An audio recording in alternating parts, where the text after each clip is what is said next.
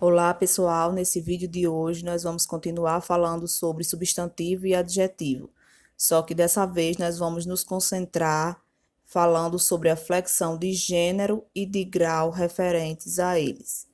Antes de iniciar o estudo sobre gênero e grau do substantivo e adjetivo, vamos relembrar a identificação do substantivo e do adjetivo e também a relação entre substantivo e adjetivo estudado na aula passada. Eu tenho aqui a frase: esta cena triste tem se repetido todo santo dia, onde vai ser substantivo a palavra cena e dia, e a classificação geral deles vai ser comum, né, porque não está determinando nem particularizando nenhuma pessoa, nenhuma coisa. Simples, porque tem apenas um radical.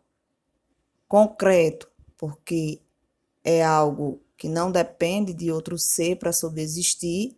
E primitivo, porque não vem de outra palavra que já existiu na língua, né? É uma palavra que originou de outra língua e a nossa se apropriou. Já as palavras triste e santo, vocês percebam que estão dando característica à cena e dia, né? Como a gente falou aula passada, o adjetivo, ele não vai existir sozinho. Ele só vai poder ser classificado como adjetivo se ele estiver dando característica a um substantivo, que é o caso das palavras triste e santo nessa primeira frase que a gente viu aqui. E a classificação geral dessas duas palavras, desses dois adjetivos, vai ser simples, porque tem apenas um radical, e primitivos, porque não vem de nenhum outro adjetivo, né? Nessa próxima frase aqui, no meu guarda-roupa não encontrei a blusa amarelo-ouro que estava procurando. Nós temos a palavra guarda-roupa e blusa como substantivo. Guarda-roupa é o substantivo comum, né? Ele está nomeando um ser de forma geral, sem particularizá-lo. Composto, porque é formado por duas palavras, ou seja, tem dois radicais. Concreto, né? Você tem uma visão quando você pensa na palavra guarda-roupa, não depende de nenhum outro ser para se manifestar. E derivado, porque você pegou duas palavras da língua, juntou para formar uma nova palavra que nomeará um determinado objeto. Já a blusa vai ser comum, simples, concreto e primitivo, porque não veio de nenhum outro substantivo que já existia na nossa língua. Qual vai ser o adjetivo que nós temos nessa frase? Amarelo, ouro. Amarelo, ouro vai ser a característica que está sendo dada à blusa, né? Então, é um adjetivo composto, porque é formado por duas palavras, então tem dois radicais, e é derivado, porque, consequentemente, se pegou duas palavras que existiam na língua, se uniu essas duas palavras para formar o adjetivo amarelo-ouro. Nessa frase aqui, Maria de Lourdes sente uma saudade imensa de suas netinhas.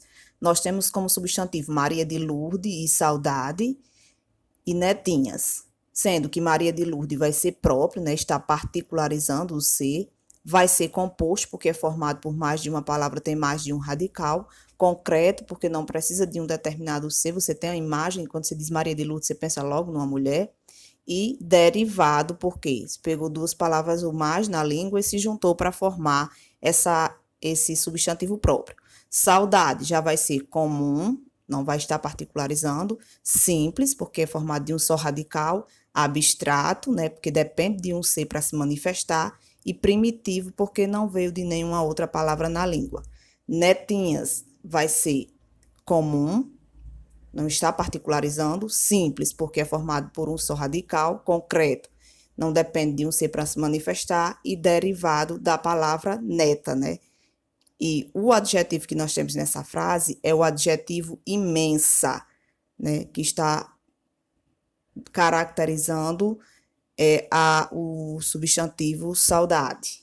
E esse adjetivo imensa vai ser simples, porque tem só um radical, e vai ser derivado porque na língua portuguesa a palavra masculina ela é considerada como a primitiva, né? Então, imensa, aí está no feminino, vai ser considerada derivada. Além dessa classificação geral que nós estudamos aula passada e revisamos agora, o substantivo e o adjetivo eles podem sofrer flexões, ou seja, variações. O substantivo ele pode sofrer variação de gênero, né? O gênero pode ser biforme ou uniforme, de grau, aumentativo ou diminutivo, e de número, singular ou plural. Da mesma forma, o adjetivo também pode sofrer a variação de gênero, pode ser biforme ou uniforme, pode sofrer variação de grau, aí o grau do adjetivo vai ser comparativo ou superlativo, e também pode sofrer variação de número, singular e plural. Nesse vídeo, a gente vai começar a conhecer a variação de gênero e de grau do substantivo e do adjetivo. Vamos começar pelo gênero do substantivo. A maioria dos substantivos tem o gênero biforme, ou seja, apresentam duas formas de palavra, uma para o gênero masculino e outra para o gênero feminino. Nós temos uma lista aqui, eu vou ler algumas. Aluno, aluna, advogado, advogada, pai, mãe, carneiro, ovelha. Toda vida que houver essa correspondência, uma palavra para o feminino e outra para o masculino, eu digo que esse substantivo ele é biforme, porque ele tem duas formas com relação ao gênero. Mas existem substantivos na nossa língua que apresentam apenas uma forma para os dois gêneros. Esses substantivos, eles são chamados de uniformes, porque tem só uma forma para o gênero feminino e para o gênero masculino. Eles podem estar divididos em 3 grupos: comum de 2 gêneros, sobrecomuns e epicênio. Nos substantivos comuns de 2 gêneros, a distinção de gênero, a diferença entre o gênero feminino e o gênero masculino, vai ser feita pelo artigo, né? Ou por algum pronome, algum determinante que esteja acompanhando o substantivo. Vemos aqui o exemplo, o estudante, a estudante. Você vê que a palavra ela não sofre variação. Estudante permanece da mesma forma.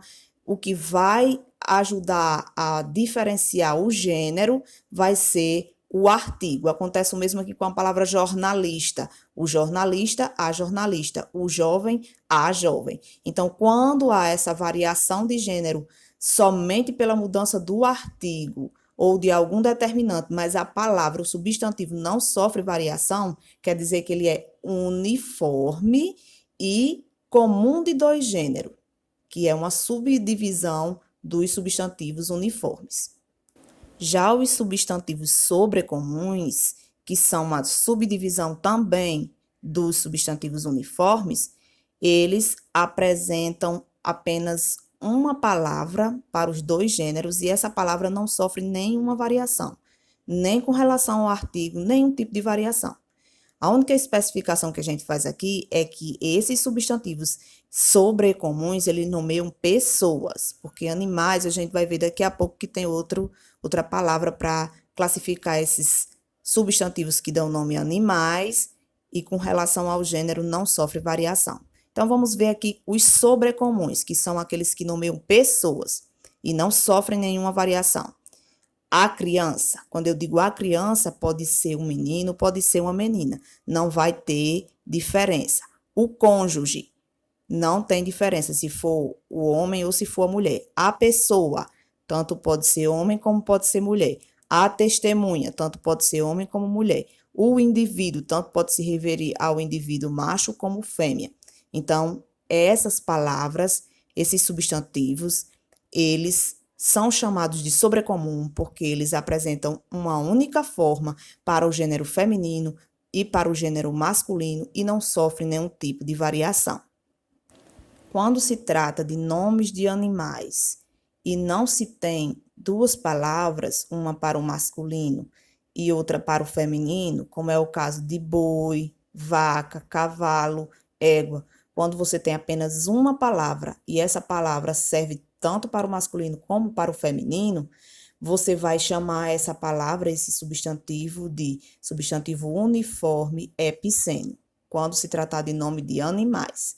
Por quê? Porque você vai poder acrescentar a palavra macho e fêmea para diferenciar, mas o próprio nome em si não vai sofrer variação. Por exemplo, a baleia, a águia, o mosquito, o crocodilo, o escorpião, a anta, você vai poder acrescentar macho e fêmea, se você quiser diferenciar, mas a palavra, o substantivo em si, é uniforme, não sofre variação. E é epiceno por se tratar de nome de animais. Há também palavras na nossa língua que há uma variação aparente de gênero, mas que essa variação não é real. Por exemplo, o cabeça a cabeça. Essa mudança aí não indica variação de gênero, né? Inclusive, se você colocar isso dentro da frase, você vai perceber que a mudança de gênero dessa palavra mexe com o significado. Uma não é o feminino da outra, nem é o masculino da outra. São duas palavras diferentes, uma masculina e outra feminina. Vejamos aqui o exemplo. Minha cabeça está doendo, se referindo ao membro do corpo. Tiago é o cabeça da turma, se referindo a ele ser o chefe, né? O capital financeiro da empresa está em risco, falando do dinheiro.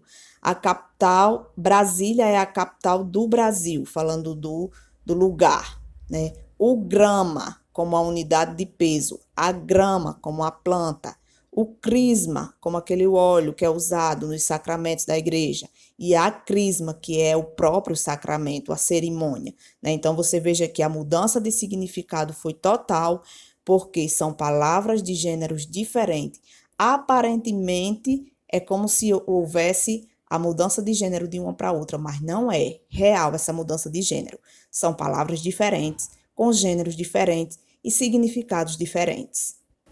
Com relação à variação de grau, o substantivo tem uma variação de grau bem simples, né? Você vai ter aqui um exemplo que vai esclarecer como é essa mudança de grau do substantivo. Você tem o grau normal, né? Por exemplo, aqui da palavra menino, o grau aumentativo analítico e sintético e o grau diminutivo analítico e sintético. Então, você sempre lembre da palavra sintético como síntese, resumo, né? E a palavra analítico como algo mais prolongado, como algo mais detalhado. Então, no grau aumentativo e diminutivo analítico, você vai ter o quê? Você vai ter um adjetivo ajudando a ampliar o grau do substantivo. E no grau aumentativo e diminutivo sintético, você vai ter o quê? Um sufixo que é acrescentado à própria palavra e vai ajudar a dar esse acréscimo no grau do substantivo. Então, você tem menino, palavra normal, no aumentativo analítico, menino grande. No aumentativo sintético, meninão. No grau diminutivo analítico, menino pequeno. No grau diminutivo sintético, menininho. Vejamos agora a variação relacionada ao adjetivo, as flexões que ele sofre. Com relação ao gênero, ele pode ser também biforme e uniforme, né? Vejamos aqui. O biforme é aquele que apresenta uma forma para o feminino e outra para o masculino. Você vê homem honesto, mulher honesta. Então, honesto, honesta. Masculino, feminino, né? Produtor inglês, produtora inglesa. Uma moça formosa, um rapaz formoso. Uma professora ativa, um professor ativo. Então, quando há um adjetivo para o masculino e outro para o feminino, nós dizemos que esse adjetivo ele é biforme. Mas pode acontecer do adjetivo ser uniforme, ou seja, ele se associa a um substantivo no feminino ou no masculino, mas não sofre nenhuma variação, como aconteceu nos primeiros exemplos. Por exemplo, aqui, pássaro frágil, ave frágil, escritor ruim, escritora ruim, dia feliz, noite feliz, homem inteligente, mulher inteligente. Então, veja que o substantivo mudou de gênero, mas o adjetivo permaneceu o mesmo acompanhando o substantivo masculino ou o substantivo feminino. Quando isso acontecer, então esse adjetivo ele é uniforme. A flexão do adjetivo com relação ao grau, né, que é esse aumento de intensidade. Então nós temos o grau comparativo e o grau superlativo. O grau comparativo, você vai ter sempre dois elementos a serem comparados. E aí, o grau comparativo, ele pode ser de igualdade, veja, ela é tão inteligente quanto sua mãe. De inferioridade, ela é menos inteligente do que sua mãe. E de superioridade, ela é mais inteligente do que sua mãe. Coloquei a mesma frase aqui de propósito para a gente ver essa proporção. Mas veja que para me dizer que um adjetivo está no grau comparativo, ele tem que estar entre dois seres que estão sendo comparados. Então, aquela característica está sendo comparada entre aqueles dois seres, eu tenho o grau comparativo. Se eu estou igualando essa característica nos dois, é de igualdade. Se eu estou inferiorizando essa característica em um ser em relação ao outro, de inferioridade. E se eu estou elevando em um ser com relação ao outro, de superioridade. Já o grau superlativo do adjetivo se manifesta de duas formas: relativa ou absoluta. O relativo, você vai ter uma comparação daquela característica de um ser em relação a um grupo de seres, né? Então, você vai poder ter o relativo de superioridade ou de inferioridade, né? Esses dois exemplos aqui vão lhe ajudar a entender melhor. Ela é a mais exigente de todas as mães. Então, eu elevei esse ser em relação a um grupo de seres da mesma espécie. De inferioridade, ela é a menos exigente de todas as mães. Vejam que a característica aí, que o adjetivo aí que está sofrendo o grau relativo é exigente. Ela é a mais exigente, ela é a menos exigente. Então, veja que vai ter palavras, vai ter advérbios, né, de intensidade, o mais e o menos, que vão dar essa ideia de superioridade e de inferioridade. Esses advérbios, eles vão estar modificando o adjetivo e lembre, para ser o grau superlativo relativo, eu tenho que estar elevando essa característica desse ser com relação a um grupo de seres a que ele pertence, né? Já no grau superlativo absoluto, eu vou elevar o grau daquela característica, transmitindo uma ideia de excesso, mas vai ser aquela característica daquele ser e pronto. Não vai existir uma comparação com outro ser, nem uma elevação dessa característica desse ser com relação ao grupo de seres. Não, no absoluto eu vou elevar aquela característica daquele ser em especial e dando essa ideia de excesso e pronto. Aí eu vou ter o absoluto analítico, onde eu vou usar um advérbio de intensidade para acrescentar esse grau a essa característica, e vou ter o absoluto sintético, onde eu vou acrescentar um sufixo, um pedaço no final do adjetivo para dar esse acréscimo, essa intensidade. Vejamos aqui exemplos.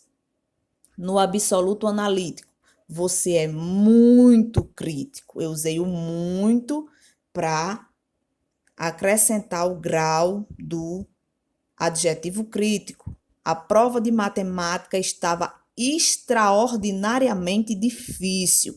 Então, eu usei o advérbio extraordinariamente para dar intensidade ao adjetivo difícil. Usei uma palavra para acrescentar o grau ao adjetivo. No absoluto sintético, veja o exemplo. A prova de matemática estava dificílima. Eu peguei o próprio adjetivo, acrescentei um pedaço no final dele, um sufixo, e ele ficou com um grau aumentado. Este piloto é velocíssimo. Eu peguei o adjetivo veloz, acrescentei um sufixo a ele e ele se transformou, o grau dele se transformou, ele ganhou intensidade. Resumindo, a flexão de grau do adjetivo pode ser comparativo, quando existem dois seres a se comparar, e aí eu vou ter a igualdade, a inferioridade e a superioridade. E o grau superlativo, que eu vou ter o relativo, onde eu vou elevar a característica daquele ser com relação a um grupo de seres, e aí eu posso ter a inferioridade e a superioridade, e o superlativo absoluto, onde eu vou pegar a característica daquele ser e elevar simplesmente, para dar uma ideia de excesso. Eu posso usar o absoluto analítico, ou seja, um advérbio ajudando ao adjetivo a ter essa intensidade, ou o absoluto sintético, usando um sufixo no final do adjetivo, para que ele tenha essa noção de acréscimo, de excesso, de grau aumentado, ou de grau diminuído. Apesar de muitos detalhes a serem aprendidos, mas eu acredito que vocês vão conseguir entender, e aí eu vou indicar uma leitura para ajudar vocês nessa compreensão, certo? Até a próxima aula.